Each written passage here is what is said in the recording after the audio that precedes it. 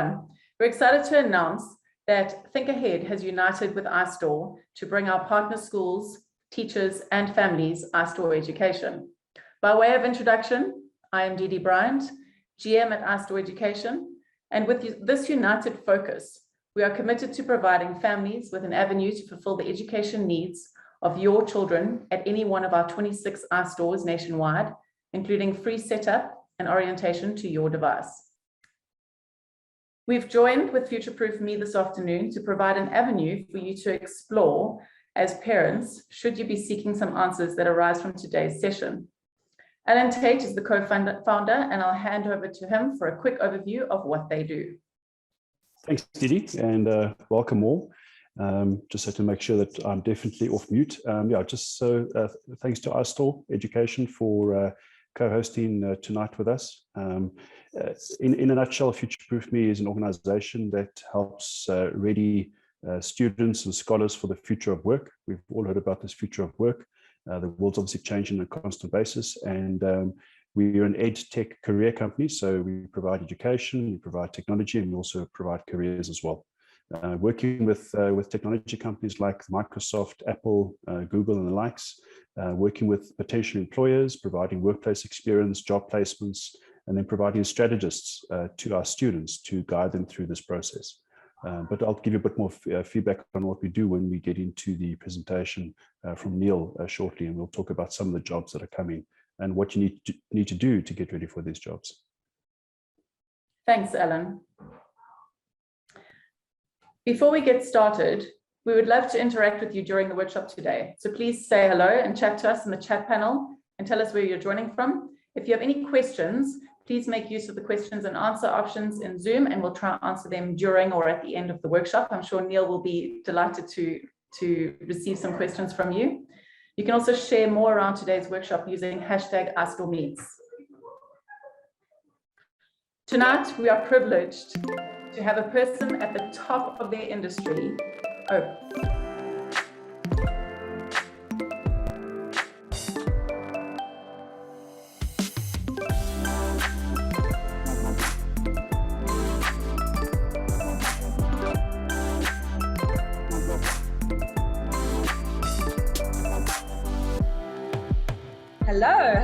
It boggles my mind.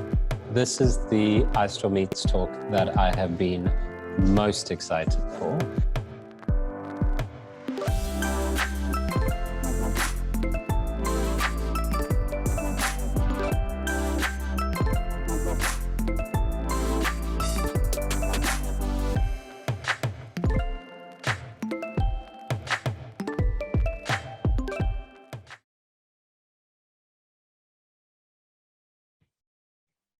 Tonight, we are privileged to have a person at the top of the industry to give real examples of what the jobs of the future will look like.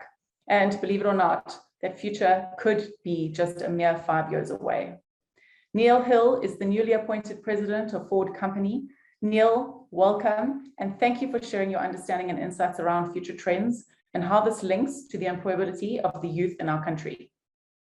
Over to you, Neale. Good evening, Didi, and good evening to everybody, and thank you for the opportunity to spend some time just talking about what we're going to be seeing happening in the automotive industry over the next period of time. And you know, Didi, I think you're 100% correct in terms of how quickly this is actually going to unfold. So just very quickly, just to check from a technical perspective, if you'd like me to share from my side, if you're comfortable with that. Yeah, please do so. Not a problem, we'll do so. All right, is that on? Let me just quickly do this. Yes, we can see our stuff. All right, fantastic, great stuff. So ladies and gentlemen, thank you very much, and apologies for that one, for the less than slick transfer. But very quickly, the topic today that I want to touch on, and I've got a couple of slides that I'm going to take you through, is really talking about electric and autonomous vehicles, the ecosystem, and what the future holds for us, and where we're going. As Didi mentioned, just recently been announced as president for Africa for Ford Motor Company. And it's going to be a really interesting period of time that we're facing, that we're coming through. And I thought that I would start this evening's conversation just by talking or quoting Fred Krupp, who is the president of the Environmental Defense Fund. And one might think that it's very unusual for an automotive company that is well renowned for being carbon intensive in terms of the outputs and elements like that. But for us to be quoting what we're seeing as part of a revolution that's going to be sweeping the world and sweeping our industry in the time to come. And I think the comment is very significant in terms of the fact that what we're witnessing is the most significant automotive development in our lifetime. The global economy is changing rapidly, driven by the needs to slow climate change.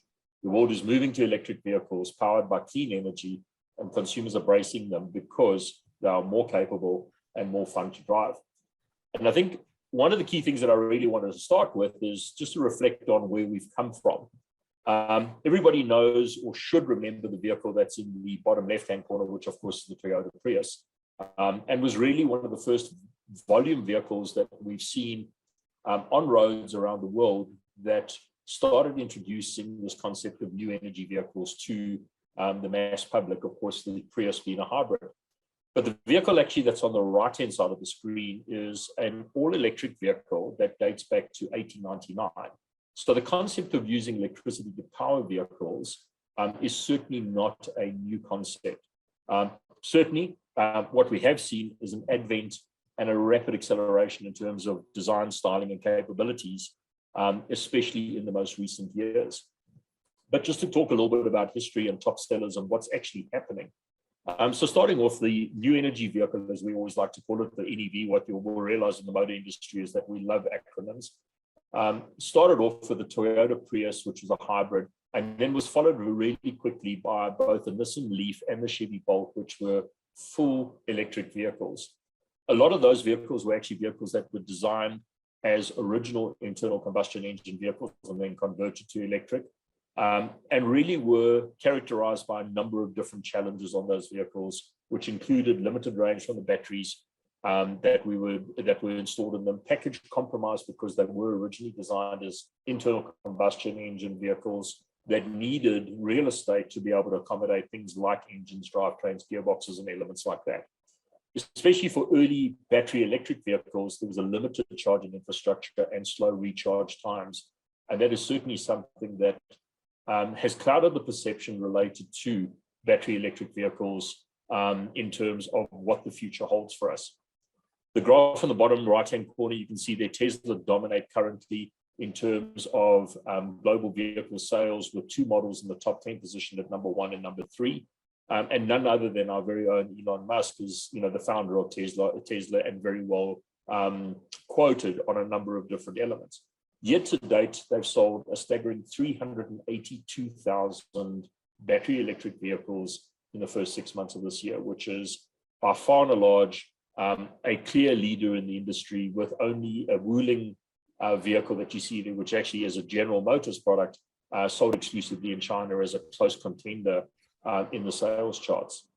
One of the key elements that really drives the adoption of electric vehicles is government subsidies and legislation, where we are seeing rapid electric vehicle adoption in countries like Europe, and I'll touch on that a little bit later, and in China, which has had a very progressive policy as it is fighting massive climate initiatives or challenges with excessive pollution in a number of the cities.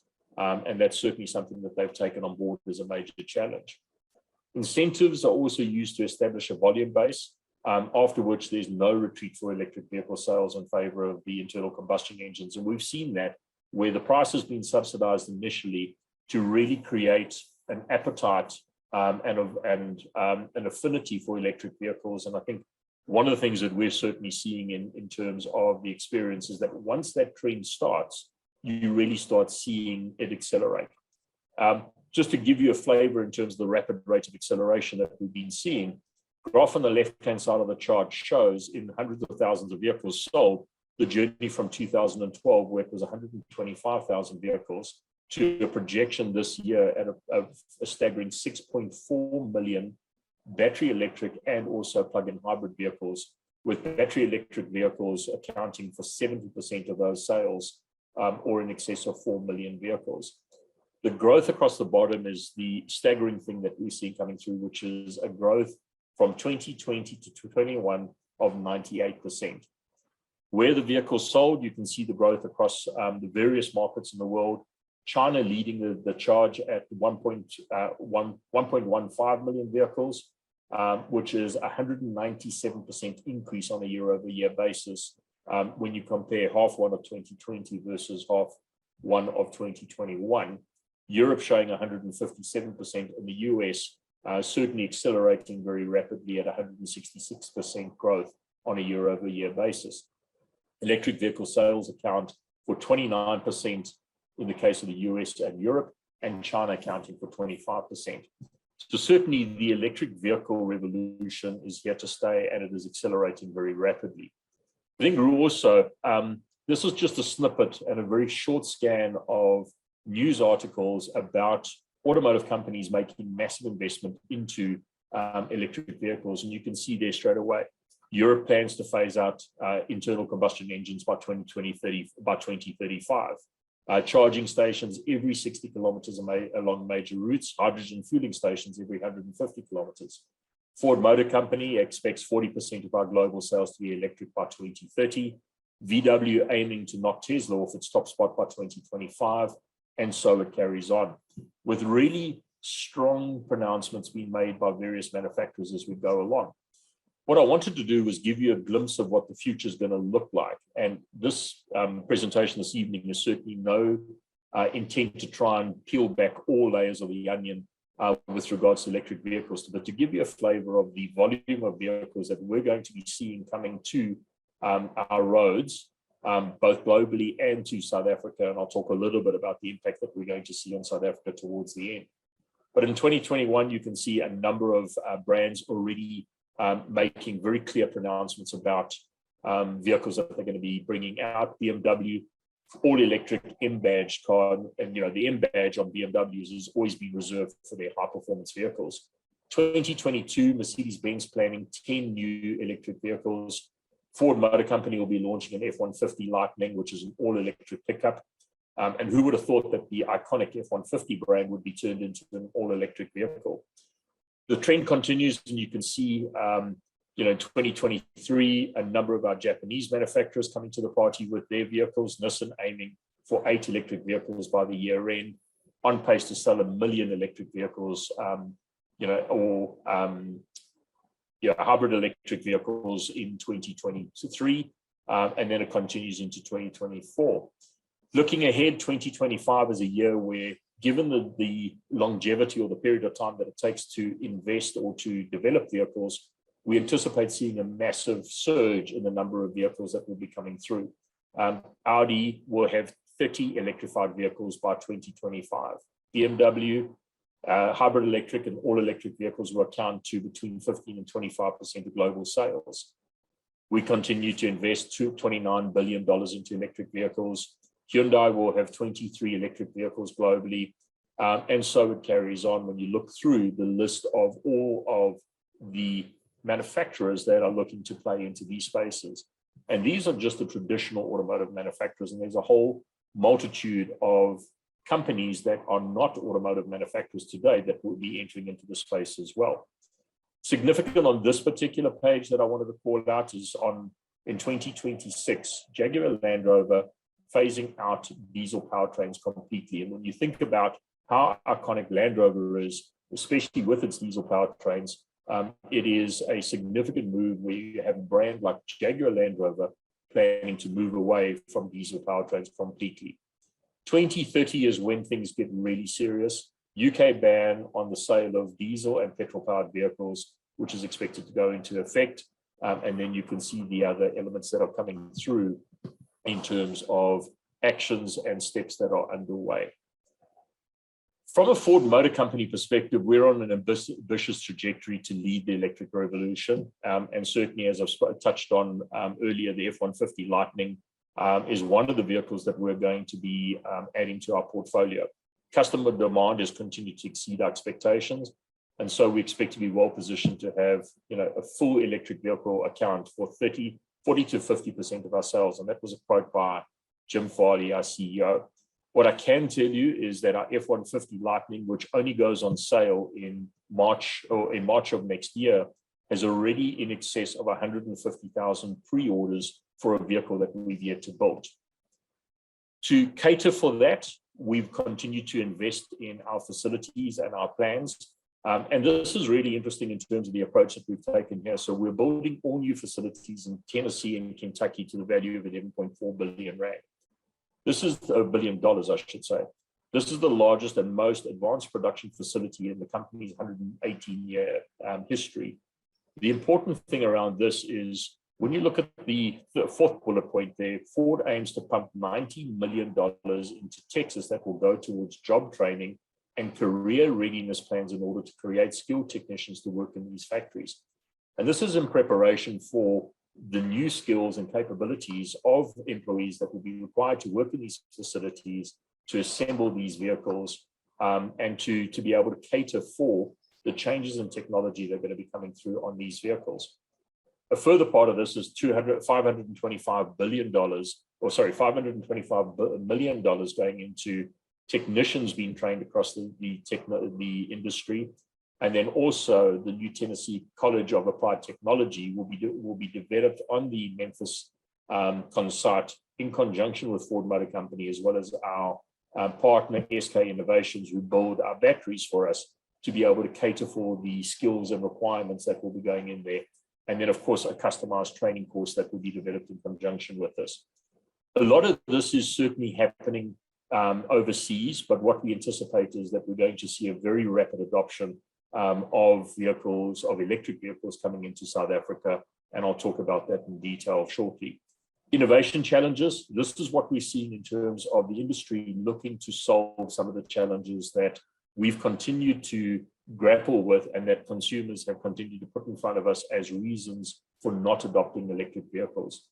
First and foremost, range anxiety. Increased battery capacity is coming through to improve range offerings. And the trade-off here is between battery weight and battery size. What we're already seeing is a significant improvement in terms of battery capability, where batteries are getting smaller, lighter, but we're getting increased capacity and range coming out of vehicles. Previously, it would be a case of battery electric vehicles were only capable of doing between 60 and 100 kilometers on a battery charge. Now the norm is moving into that we're seeing vehicles capable of between 500 and 600 kilometers on a single charge. Charging infrastructure, customer convenience and peace of mind, convenience, safety in a South African context, and electricity supply is a critical component that people continue to reflect on. Answer to this one is I'm not too sure how many people are actually aware that in South Africa, between Johannesburg and Cape Town, there is a charging station approximately every 200 kilometers. When you think about range now being at 600 kilometers on a battery charge, there's more than adequate charge in a vehicle to be able to get to a charging station and to be able to replenish the electricity or the charge in your vehicle's battery. Safety is a key consideration, and that will be something that as an industry we will need to continue to solve for, but certainly increased availability of charging stations will continue to address that concern. And we're going to see petrol station forecourts starting to convert themselves from only selling petrol to actually making charging points available at multiple locations. Probably the biggest elephant in the room is electricity supply, especially as we go through periodic load shedding in South Africa. The simple answer is that Eskom is too large to fail in South Africa, and there will be a concerted effort to address this. Additionally, alternative energy sources or clean energy sources will continue to become and be brought onto the grid, and in particular, the advent and the introduction of solar generating capacity up to 100 megawatts without a license is a significant move forward, where government has been addressing some of the key policy challenges that we're facing. In terms of maintenance requirements, the non-traditional dealer model ahead is going to be under challenge. We're going to see fewer moving parts in vehicles, fewer or no internal and combustion engines requiring maintenance, which means that entire industry in terms of servicing vehicles is going to undergo quite a dramatic shift in terms of what those requirements are, and certainly going to bring in a need for far greater computer literacy from people who are going to be involved in the maintenance and the running of vehicles. And I'm going to touch on that a little bit further as well. And then, of course, end-of-life battery recycling. It's all well and good to create these batteries and to have them running around in all of our vehicles, But lithium-ion batteries, as we know them today, require very specific recycling purposes and decommissioning processes, and can also be repurposed to fulfill other needs. So that is certainly going to open up a number of different avenues and opportunities for new industries to spring up and for new opportunities to open themselves.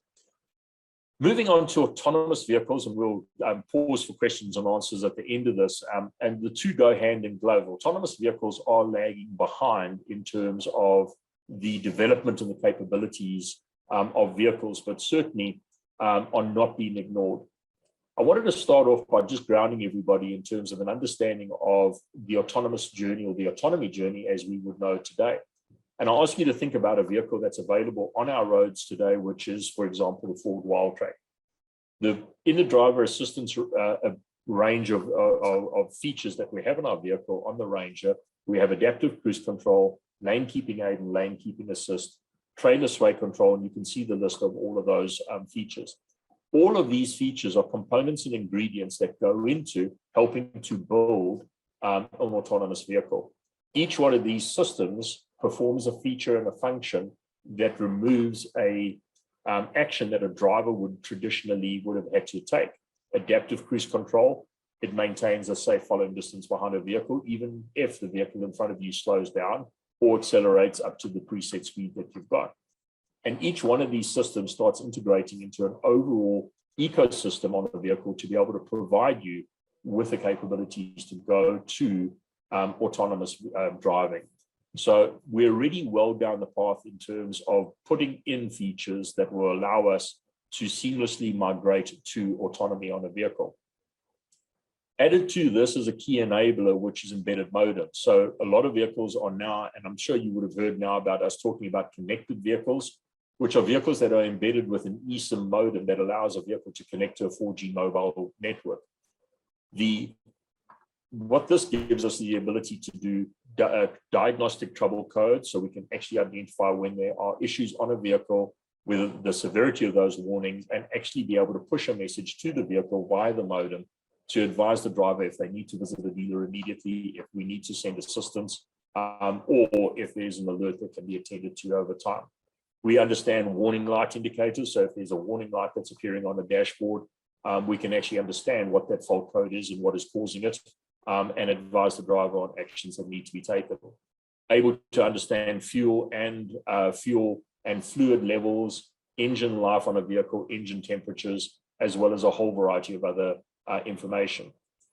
Further downstream, the diagnostic data and analytics that we use in our current vehicles allows us to understand warranty and also repair insights that allows us to actually future-proof vehicles and look for ways that we can actually build in a more robust ecosystem and allow vehicles to provide better service to our customers, better quality and greater longevity. And that really falls into the category of looking at analysis of vehicle systems activated by the driver to understand usage and requirements, as well as data that we store on our servers to be able to analyze and look at future design trends. The elements, sorry, this is a duplication of the slides. One of the key things that I did want to also touch on the bottom here is that, like with your iPhone, that we all become very familiar using, we're becoming used to regular updates in software as features are upgraded, security is enhanced on vehicles, and new systems and features are upgraded and introduced. And one of the things that we've already started implementing via the embedded modems in our vehicle is what we term as over-the-air updates, allowing us to push software updates on our vehicles to better improve the operation on a vehicle, to release and to make new features available for customers to take advantage of. And in the US, we will actually complete our 1 millionth over-the-air update on a vehicle this year, which is something that is commonplace in the cell phone industry and the IT industry, but certainly in the automotive industry, you always traditionally had to take your vehicle to a dealership to have a cable plugged into it and to allow the technician to work on your vehicle to update their software, versus we're now able to do that with a vehicle parked in your garage overnight, utilizing your Wi-Fi connection, but data that we actually provide to be able to provide an over-the-air update.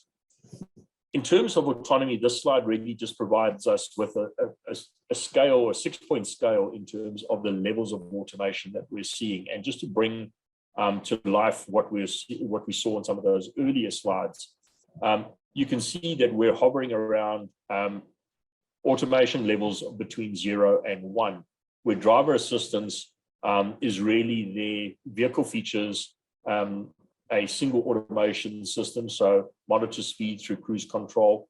And as we start moving towards the right-hand side of the screen, we start getting up to higher levels of automation, where 5 is the highest level of automation, where we take away steering wheels and also accelerator and brake pedals. 0 human attention or interaction is required in order to achieve full autonomy.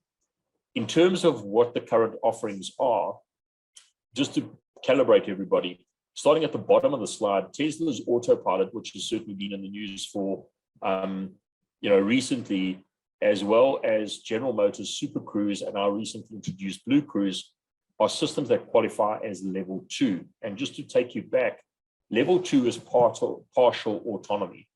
The vehicle can perform steering and acceleration. The human still monitors all tasks and can take control at any time.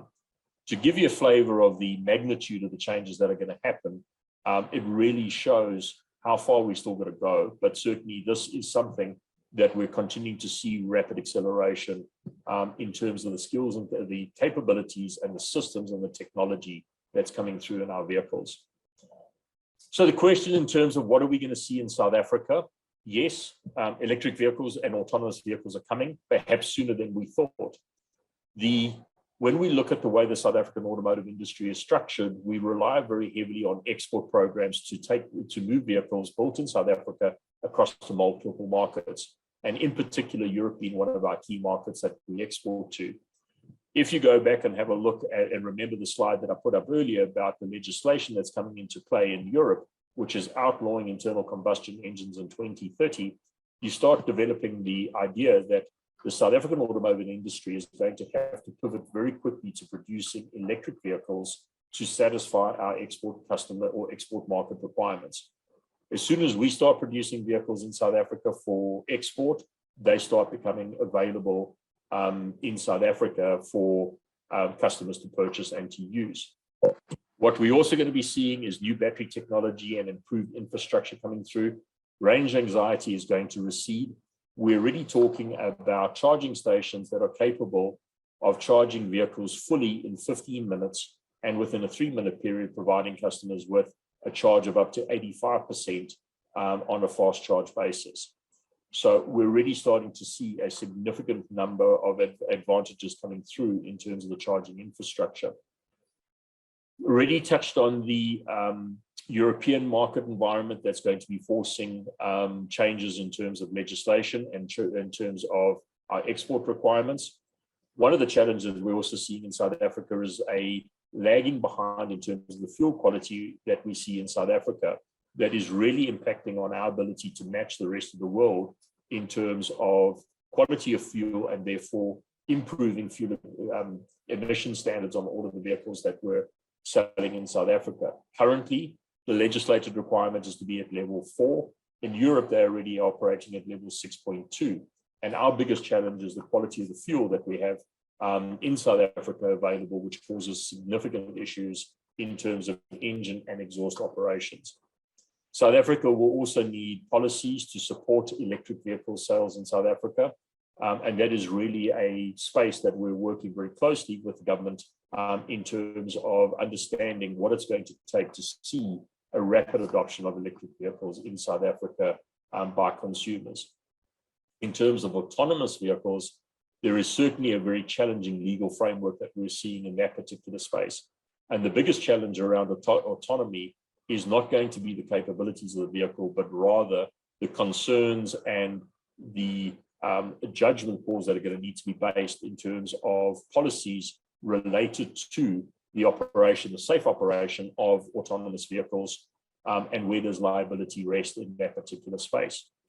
So as I start shaping this up in terms of what does the future of jobs in the auto industry look like, I think first and foremost, data, the rapid transition to a data-intensive industry is without a doubt already upon us. the volume of data that we're seeing coming out of vehicles that we're processing is at a staggering and alarming rate. So the ability to be able to manage big chunks of data, interpret data, and delve into the insights that come out of it to help predict trends in the future is certainly going to be a very key skill that we see coming forward. And that's where huge amounts of investment needs to go in terms of training people up for future capabilities, in terms of working with intensive data. Traditional automotive skills are going to become more and more redundant as we see a phasing out of internal combustion engines and moving to electric vehicles, which will become the dominant propulsion for mode for vehicles going forward. Yes, it's going to take us longer in South Africa because we have a very aged vehicle car park and affordability is a key challenge. However, this is a trend that we will not be able to reverse. Some of the jobs required for the industry have not yet been defined. And I think that that is the most staggering thing that we all need to wrap our minds around is this industry is transitioning so quickly that some of the jobs we haven't even determined that we need them yet. And that is going to be a real challenge for us to be able to index very quickly and figure out what those needs and requirements are going to be and how we can solve for those very quickly. Future requirements will be rich in artificial intelligence in terms of engagement and utilization, and how we use artificial intelligence to actually rapidly accelerate the development of technology systems and information as we go forward. And then, of course, I've already touched on the translation of data into customer insights and predicting trends. So hopefully that has been a bit of a stimulus in terms of a thought process related to the world that we're going to be entering into of autonomous and electric vehicles, and certainly welcome the opportunity to engage and have any chats and questions going forward. So with that, if I can hand back to you, Didi, and to Mike, happy to take any questions and comments. Thank you. Thank you for that, Neil. That's absolutely fascinating. I think just the sheer magnitude of change that is coming our way is quite astounding. And the opportunities just seem staggering when it comes to what jobs could be available in the next 5 years. And as much as staggering, I think it also becomes quite a daunting task for parents, thinking about how they actually prepare their children for this, to become agile enough to and equipped for this future of work. We have got quite a few questions that have come through. One of them has been around the taxi industry. How do you think this will end up affecting the taxi industry? Well, certainly, I think one of the challenges that we're going to face in South Africa is how do you program an autonomous vehicle to take into consideration taxis in South Africa?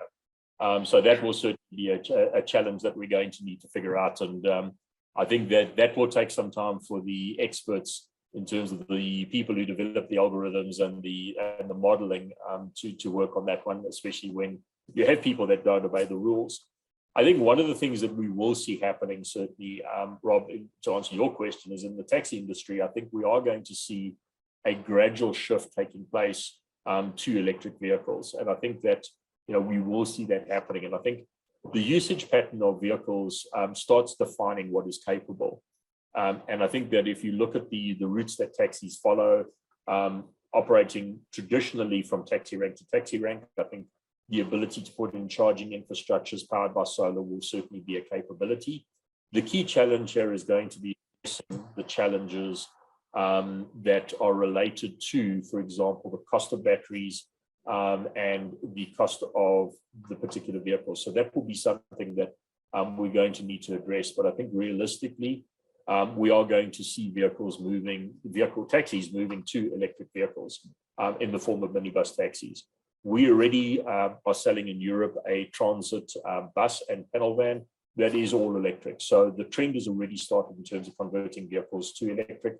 We're already seeing things like heavy commercial vehicles moving to electric as well, where Volvo has an intention of selling its first electric vehicle in South Africa as well. So something can definitely move into that particular space. And Neil, Rob's asking another question around whether or not current vehicles would be retrofitted with these GSM devices. for So, the Rob, diagnostic data, etc. Yeah, so Rob, that is definitely one of the challenges that we face, is that given the electronic architecture that we build into a vehicle currently, the retrofitting of an embedded modem into a vehicle is not possible. However, with portable mobile devices that we have, like the cell phones, iPhones, there is the ability for us to actually tap into diagnostics from a vehicle and replicate what is happening through what we term as a brought-in platform. The advantage of doing it with an embedded modem gives us the ability to transfer that data securely. All of that data is tokenized and sent to various servers around the forward world that be able to support that. But at this stage, it will be a brought-in or will be a third-party solution, as opposed to being able to retrofit those devices. Thanks for that. And then I've actually got another question come through for you, Alan. Looking at what the Future-Proof Meet does in terms of preparing high school children for the new world of work, and following on from what Neale has said around the new and upcoming jobs in the AV and EV space, how do we help parents or teachers in this space?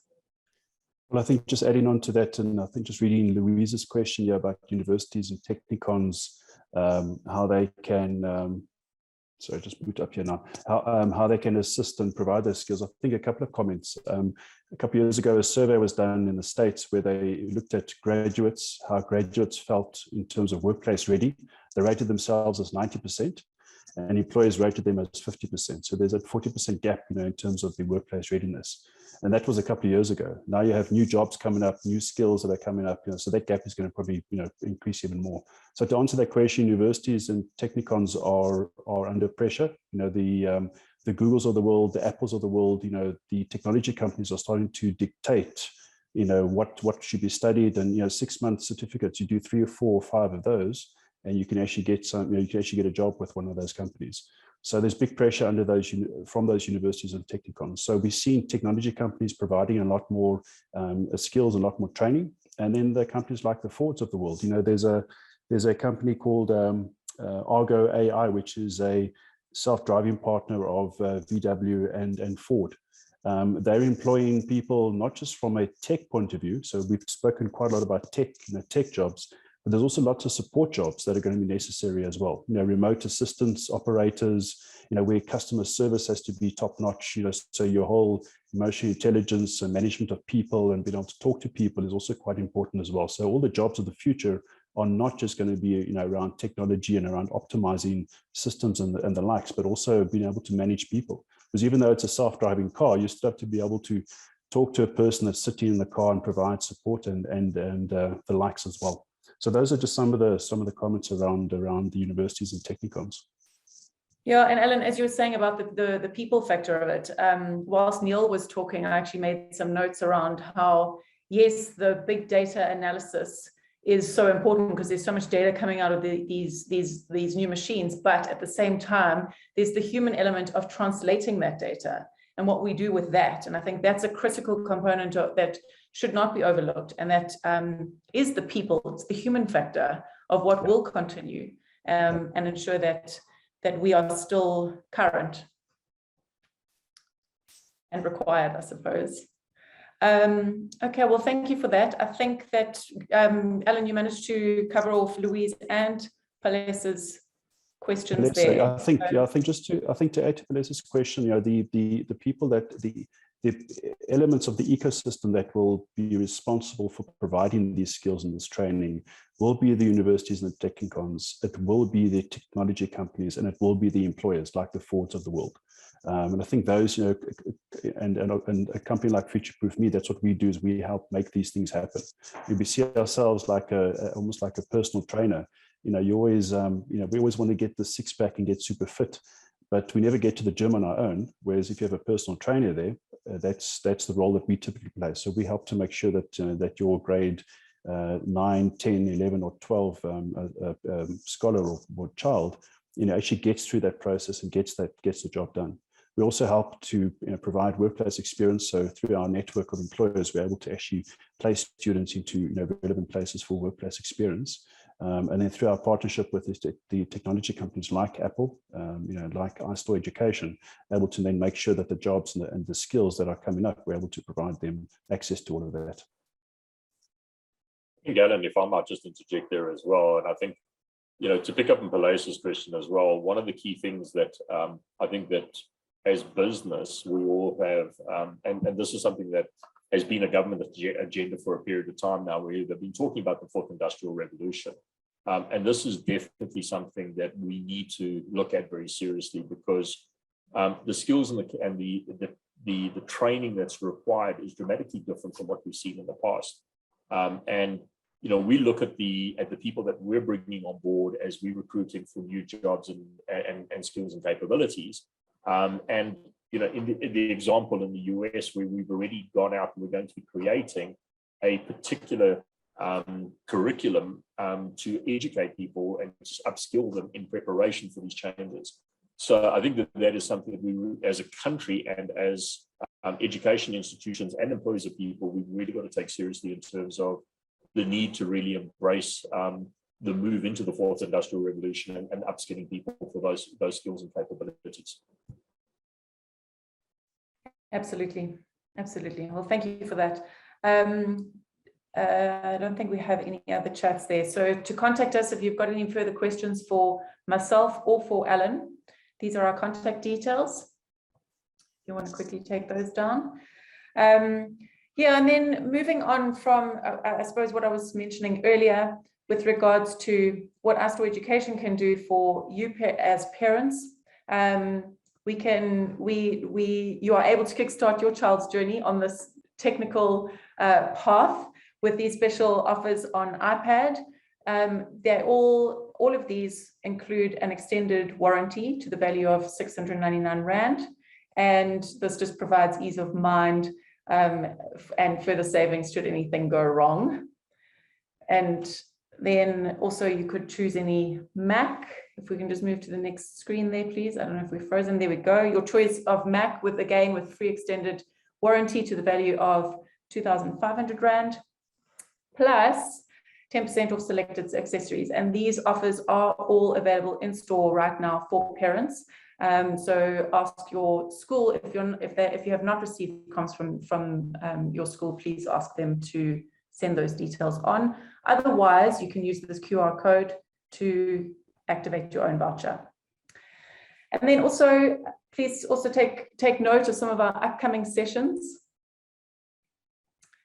A meet with Graham Codrington, where he'll chat to us about the opportunities and the future of work, linking back into today's topic, as well as a session with the managing director of Lego and how those little blocks that we've all loved so much are encouraging learning through play.